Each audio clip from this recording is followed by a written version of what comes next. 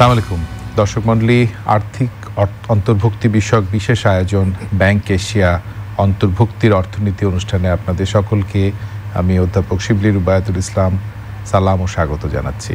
আজকে আমরা দেশব্যাপী আর্থিক অন্তর্ভুক্তির আওতা এবং পরিধি নিয়ে আলোচনা করব এবং আজকে আমাদের সাথে আছেন আমাদের ম্যানেজিং ডাইরেক্টর এসএমই ফাউন্ডেশন, আমার ডান দিকে মোহাম্মদ শফিকুল ইসলাম, আর বাম দিকে আছেন doctor Sehli Parvin, associate professor, department of marketing, Dhaka বিশ্ববিদ্যালয়, আর তার পাশেই আছেন সাদ ওমর ফাহিম, ডিরেক্টর ক্লেরিসেম, RK রোমা, সুইজারল্যান্ড। আমরা আজকে এই আমাদের অতিথিদের সাথে আমাদের দেশব্যাপী যে আর্থিক অন্তর্ভুক্তির যে আওতা এবং পরিধি সেগুলো নিয়ে আলোচনা করব। প্রথমেই আমি জনাব শফিকুল ইসলাম আপনার কাছে আসি। আপনি তো এসএমই ফাউন্ডেশন নিয়ে অনেক কাজ করছেন এবং এসএমই ফাউন্ডেশন বর্তমানে আমাদের স্মল অ্যান্ড মিডিয়াম এন্টারপ্রাইজ ডেভেলপমেন্টে বেশ বড় ধরনের প্রোগ্রাম নিয়ে এগিয়ে যাচ্ছে বলে আমরা জানতে পেরেছি। কিন্তু এক্ষেত্রে আমরা যেহেতু সবসময় অন্তর্ভুক্তির অর্থনীতির কথা বলি, সেখানে নারী উদ্যোক্তারা মনে হয় একটু পিছিয়ে থাকে বা অ্যাক্সেস টু ফাইন্যান্সে তাদের অসুবিধা হয়। এই ব্যাপারে আপনার কি মতামত বা অবজারভেশন?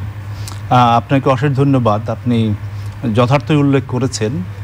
আসলে এসএমই ফাউন্ডেশন তো দেশব্যাপী মাইক্রো, ক্ষুদ্র এবং মাঝারি উদ্যোক্তাদের উন্নয়ন নিয়ে কাজ করে যাচ্ছে এবং এই কাজের একটি জায়গায় এসে আমরা সকল উদ্যোক্তারাই অধিকাংশ ক্ষেত্রে উল্লেখ করেন যে অ্যাক্সেস টু ফিনান্সটা তাদের একটা জটিল জায়গা, অর্থাৎ তাদের অব্যাহত পণ্য উৎপাদন এবং তাদের উৎপাদিত পণ্যকে বাজারে বিক্রয় এর একটি জায়গাতে তাদের আর্থিক সহায়তা দরকার এবং সেই ক্ষেত্রে যত বিকাশ হবে, যত তাদের উন্নয়ন হবে, এই উন্নয়নের সঙ্গে কিন্তু সংশ্লেষ ঘটে বাড়তি অর্থ প্রবাহ। এই ট্রেন্ডটা কি, মানে তাদের কি আগের থেকে বর্তমান অবস্থা উন্নতি হচ্ছে, তারা পাচ্ছে, তাদের চাহিদা বৃদ্ধি হচ্ছে এবং একই সঙ্গে তাদের সঙ্গে লিঙ্কেজটা আগের চাইতে বৃদ্ধি হচ্ছে, তবে এখনও সেটি সন্তোষজনক পর্যায়ে এসছে এই কথা বললে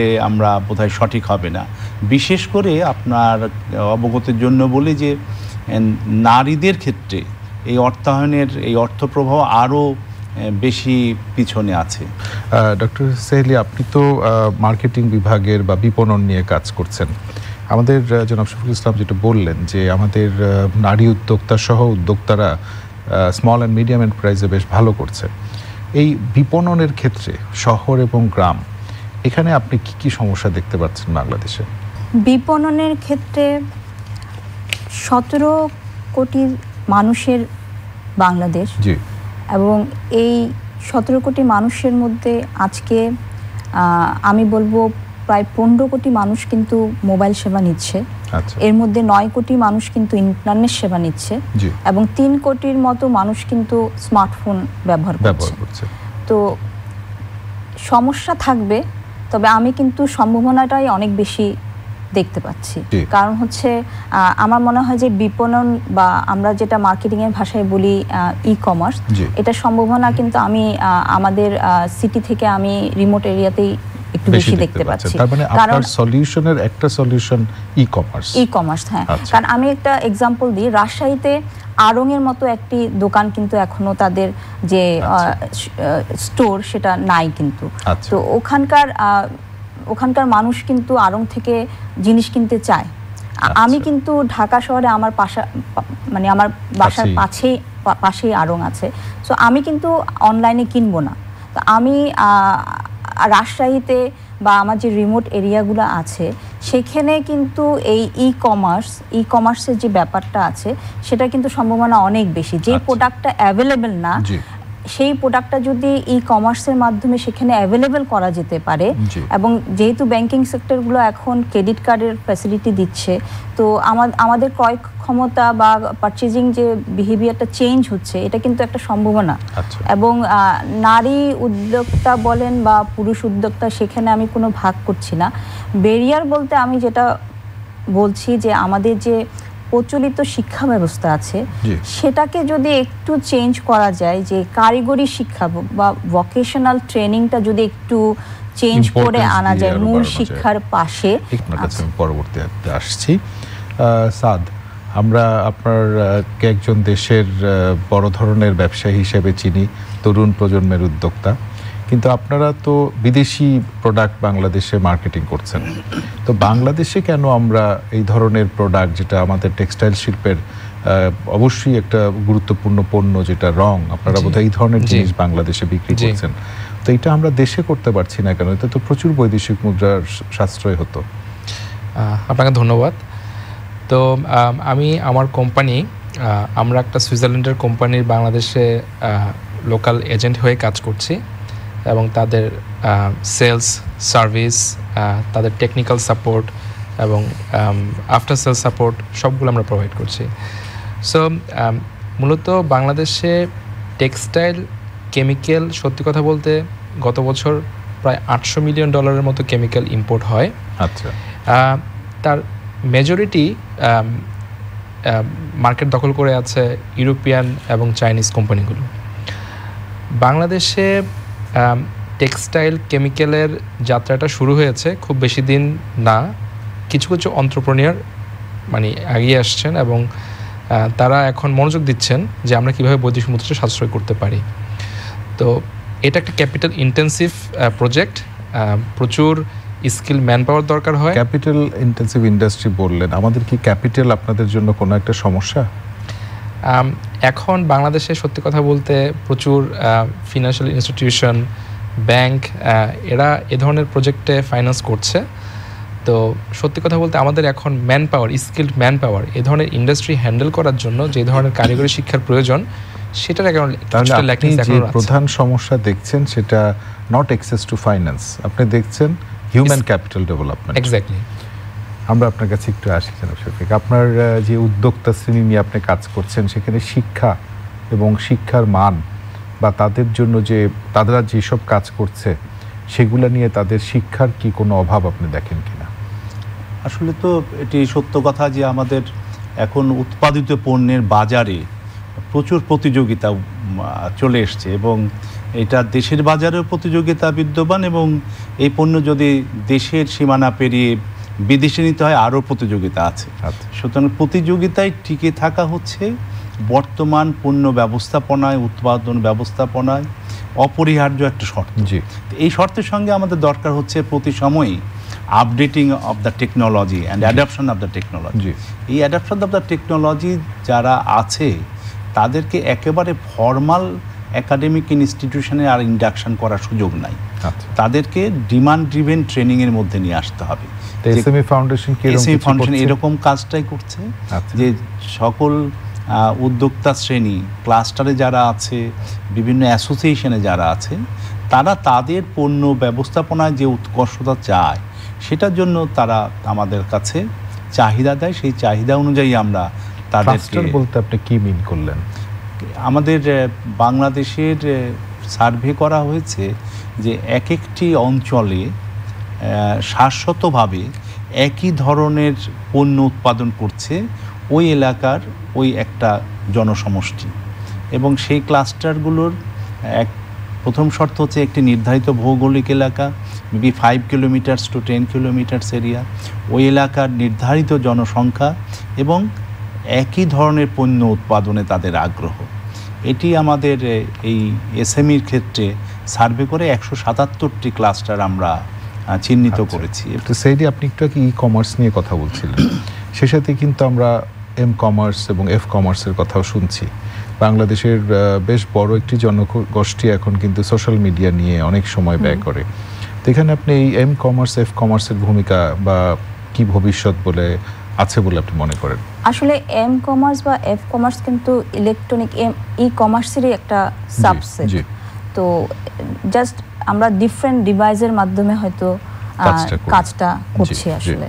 তো আমরা কিন্তু এখন সকাল থেকে কিন্তু মোবাইলেই পেপার দেখছি, মোবাইলেই গাড়ি কল করছি, অফিসে গিয়ে কিন্তু মোবাইল ইউজ করেই কিন্তু ই কমার্সের বিভিন্ন প্ল্যাটফর্মে গিয়ে হয়তো রকমারি.com থেকে আমি বাজার করছি, আমি রেস্টুরেন্ট থেকে খাবার আনছি, আমি আমাদের যে নিত্য প্রয়োজনীয় যে জিনিস, চাল ডাল থেকে শুরু করে বই, ইভেন জমি কেনা, ফ্ল্যাট কিনা, বাড়ি কিনা, হোম অ্যাপ্লায়েন্স সব কিছুই কিন্তু আমরা এখন ই কমার্স বা কমার্সের মাধ্যমেই করছি। কিন্তু উনি যে বলেছেন যে এন্টারপ্রেনিয়াররা যদি এই ই কমার্সের সাইটটাকে এখানে যে একটা সম্ভাবনা আছে এবং রিমোট এরিয়াতে গিয়ে এবং আমাদের ব্যাংকিং সেক্টরও যদি এক্ষেত্রে তাদের যে কার্ড ফ্যাসিলিটি এই সুবিধাটা যদি বাড়িয়ে দেয়, এজেন্ট ব্যাংকিং করছে, আমি কিন্তু এখানে গ্রামে যে আমার যে রিটেলার আছে এদেরকেও কিন্তু আমার কোম্পানির এজেন্ট হিসেবে তৈরি করে ফেলতে পারি। এদেরকে আমি আমার যে রিটেলারকে বাদ দেওয়ার কোনো দরকার নেই, আমি রিটেলারকে আমি আমার এজেন্ট তৈরি করে ফেললাম, এরাই আমার ই কমার্স প্ল্যাটফর্মে কাজ করবে। এবং এজেন্ট ব্যাংকিং তো আছেই।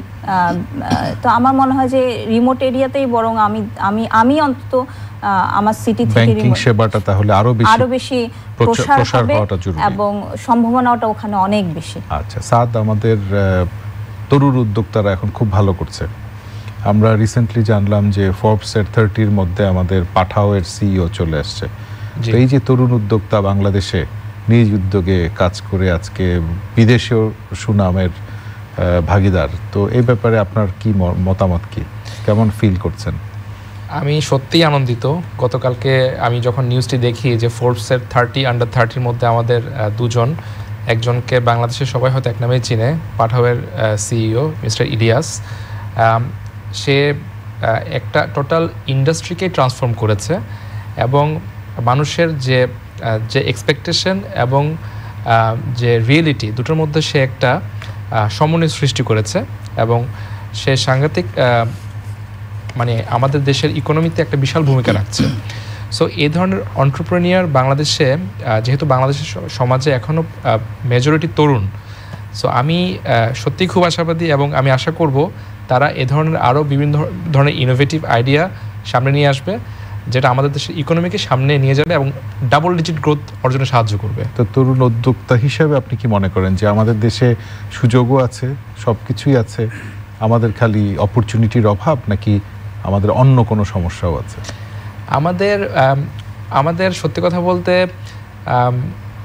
তরুণরা যারা এন্টারপ্রেনিউর মাইন্ডসেট রাখে তারা কিন্তু বাধা বিপত্তি সব কিছুকেই দূরে মানে সরিয়ে দিয়ে তারা কিন্তু সামনে এগিয়ে যায়। সো বাধা থাকবেই, কিন্তু এই চ্যালেঞ্জটাকে নিয়ে সেটা অতিক্রম করতে হবে, মানে হার্ডলসগুলো ফেস করা সম্ভব। এক্স্যাক্টলি। এবং আমাদের তরুণ প্রজন্মের মধ্যে কি এখন সেই আস্থাটা এসেছে? অনেকটা এসেছে আমি বলবো। এই ধরনের যাদের এই আজকে যাদের কথা বলছি আমরা, এরা তার লিডিং এক্সাম্পল। ডক্টর সেলিম কি মনে করেন? এখানে একটু অ্যাড করছি যে আপনার তো অনেক ছাত্রছাত্রী এখন নিশ্চয়ই উদ্যোক্তা। হ্যাঁ, উদ্যোক্তা হতে চায়। আমি প্রথমে ওনার যে কথাটা উনি বলছিলেন যে তরুণ উদ্যোক্তার যে আমি বলবো যে ব্যারিয়ার নিয়ে উনি বলছিলেন, আমি বলবো আমাদের আসলে প্রথমে মাইন্ডসেটটা চেঞ্জ করতে হবে। অ্যাজ আ প্যারেন্টস, আমার সন্তান ডাক্তার হবে, ইঞ্জিনিয়ার হবে বা MBA করবে, বা এই মাইন্ডসেটটা আসলে এখন চেঞ্জ করতে হবে। কারণ এখন আমরা যে এখন এই একবিংশ শতাব্দীকে কিন্তু ডিজিটাল শতাব্দী বা তথ্য প্রযুক্তির শতাব্দী বলা হচ্ছে। এবং 4G নিয়ে কাজ হচ্ছে, 5G আসবে, এর সাথে আরো কিছু ওয়ার্ড যেমন আর্টিফিশিয়াল ইন্টেলিজেন্স, রোবোটিক্স অলরেডি এসে গেছে। তো রোবট কিন্তু অলরেডি কাজ করছে। তো এখন এই রোবট যখন চলে আসবে আমার দেশে, তো গার্মেন্টসের যদি এক্সাম্পল দিই, তখন কিন্তু বাইরে থেকে চিপ লেবারের জন্য কেউ কাপড় নিতে আসবে না আমার দেশ থেকে, কারণ রোবট তো আছে। সুতরাং আমার জনশক্তি কিন্তু এখন অন্যভাবে তৈরি করতে হবে। এই রোবটের মেইনটেনেন্স, চাকরি না খুঁজে আপনি নিজে চাকরি দেওয়ার মতো কিছু, হ্যাঁ নিজে চাকরি, এবং এই যে টেকনোলজি যে চেঞ্জগুলো হচ্ছে, আমার রোবটের যে মেইনটেনেন্স আছে বা রোবটের একটা পার্টস নষ্ট হয়ে গেলে এটা কিভাবে ঠিক করবে, যেহেতু বাংলাদেশে প্রচুর জনশক্তি আছে। তো আমরা মনে এই দিকটা যদি কারিগরি শিক্ষা এবং আমাদের যে মাইন্ডসেটটা আছে সেটা যদি আমরা একটু আমার সন্তান যেটাই ভালো সেটাই করুক, হ্যাঁ সেটাই করুক, তাকে কোনো কিছুতে জোর করা ঠিক হবে না। কারণ হচ্ছে এখন আসলে যুগটা এখন ডিজিটালাইজেশন। সো আমি মনে করি যে BBA MBA বা ডাক্তার ইঞ্জিনিয়ার হবে, এটা এই মাইন্ডসেটটা চেঞ্জ করতে হবে, উদ্যোক্তা হতেই হবে। উদ্যোক্তা কারণ হচ্ছে এখন কিন্তু বছরে 20 লক্ষ আপনার বেকার, নতুন বেকার যোগ হচ্ছে এবং বেকার বলবো না, নতুন নতুন কর্মশক্তি তৈরি হচ্ছে। আমি একটু আপনার কাছে আবার আসি, আপনাদের এসএমই সেক্টরে বর্তমানে যে কোলাট্রাল নিয়ে আপনি কথাটা বলছিলেন, এই কোলাট্রাল এবং সুদের হার নিয়ে আপনার কি কোনো বক্তব্য আছে কিনা? কোনটা এখানে অন্তরায়, কোনটা?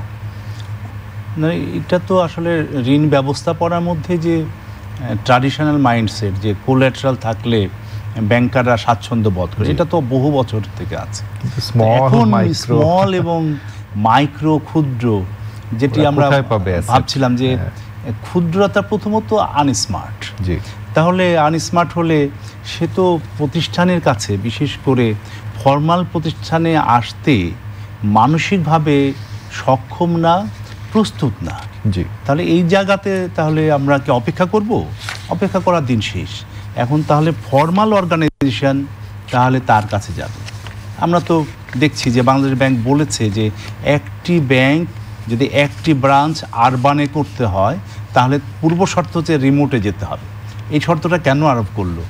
ইনক্লুসিভনেস, যে বাইরে যারা আছে তাদেরকে ইনক্লুড করতে হবে, এবং অনেকটা বলা যায় যে it is a forced mechanism. Bangladesh bank চেষ্টা করছে সবাইকে একটু আমরা ফাইন্যান্সিয়াল সেক্টরে সেবায় নিয়ে আসা। এক্স্যাক্টলি। সুতরাং ক্ষুদ্ররা এখন কিভাবে একটা ফর্মাল সেক্টরে গিয়ে স্বাচ্ছন্দ্য বোধ করবে সেই জায়গাটা আমাদেরকে অন্বেষণ করে বের করতে হবে। প্রথমত হলো কোল্যাটারাল একজন নারী উদ্যোক্তা কোথায় পাবে? নারীর তো বাবার জায়গাতে সম্পদে অধিকার সীমিত, স্বামীর কাছে আস্থা তৈরি করতেই তো তার যাবে 26 বছর 30 বছর। সুতরাং সে কিভাবে সম্পদের মালিক হবে? ক্ষেত্রে এই লেভেলে ক্ষুদ্র শিল্পের ক্ষেত্রে কোলাট্রাল দেওয়া, সুদের হারের ব্যাপারে কি আপনার কিছু বলার? সুদের হারের প্রথমত কোলাট্রালের জায়গাতে আমাদের বিকল্প অনুসন্ধান করতে হবে এবং সেটি সম্ভব।